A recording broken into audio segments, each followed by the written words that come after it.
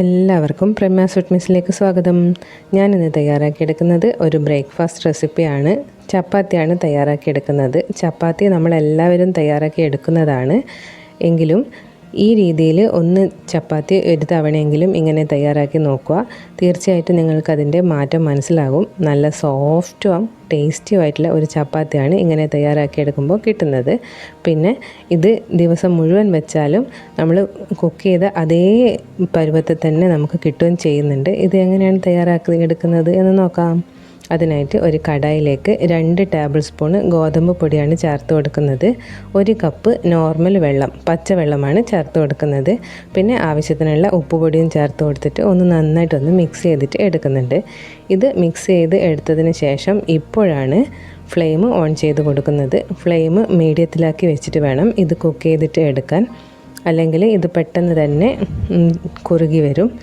ഇത് മീഡിയം ഫ്ലെയിമിൽ വെച്ച് കൊടുത്തിട്ട് നന്നായിട്ടൊന്ന് മിക്സ് ചെയ്തിട്ട് എടുക്കാം. അപ്പോൾ ചൂട് തട്ടുന്ന സമയത്ത് ഇത് കുറുകി വരും.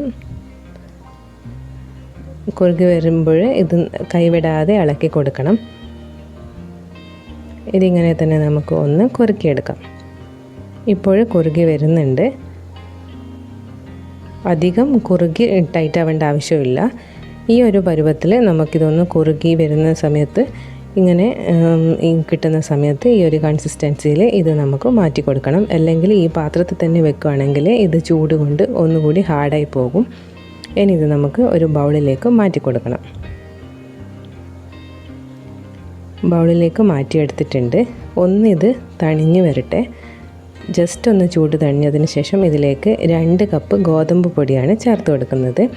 ഇനി ഗോതമ്പ് പൊടി നന്നായിട്ടൊന്ന് മിക്സ് ചെയ്തിട്ട് എടുക്കാം.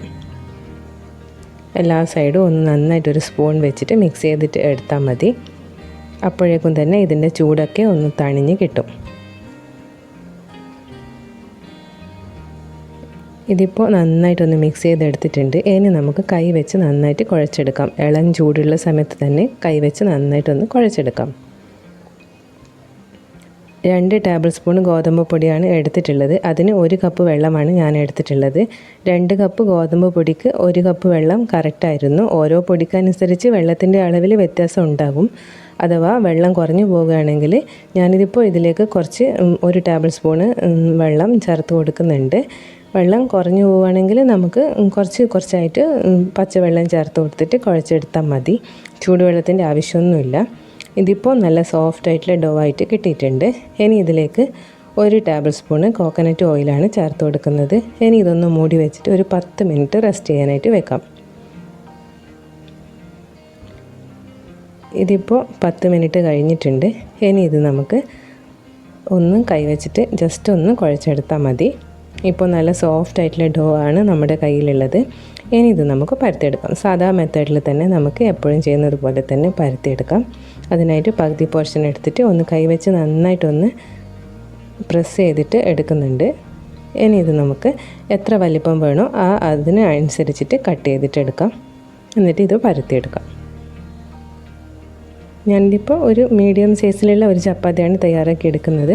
അതുകൊണ്ട് ഈ ഒരു വലിപ്പത്തിലാണ് തയ്യാറാക്കിയിട്ടുള്ളത്. ഈ ഒരു ബോൾസാണ്, ഇത്ര വലിപ്പത്തിലുള്ള ബോൾസാണ് എടുത്തിട്ടുള്ളത്.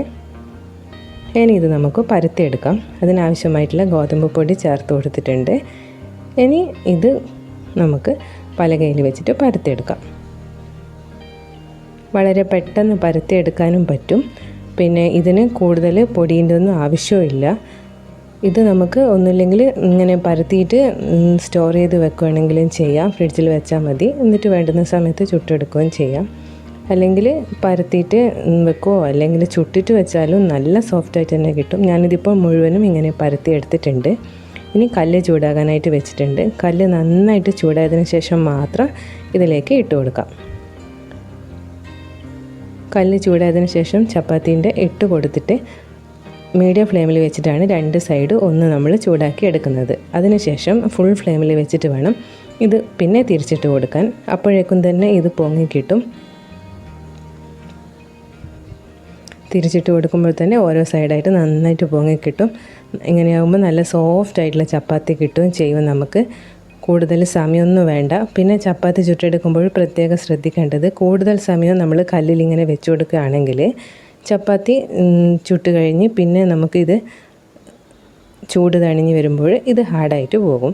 അതുകൊണ്ട് പെട്ടെന്ന് തന്നെ നമുക്ക് ഈ രീതിയിൽ ചുട്ടെടുക്കാനും പറ്റും. നല്ല സോഫ്റ്റും ടേസ്റ്റും ആയിട്ടുള്ള ചപ്പാത്തിയാണ്. ദിവസം മുഴുവനും ഇതിൻ്റെ സോഫ്റ്റ് ഇതേപോലെ തന്നെ ഉണ്ടാവുകയും ചെയ്യും.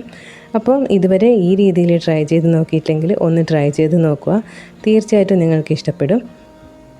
പിന്നെ സിമ്പിളായിട്ട് തയ്യാറാക്കി എടുക്കാൻ പറ്റുന്ന ഒരുപാട് റെസിപ്പീസ് അപ്ലോഡ് ചെയ്തിട്ടുണ്ട്. കാണാത്തവരുണ്ടെങ്കിൽ കണ്ടു നോക്കുക. Please like, share and subscribe. Thank you.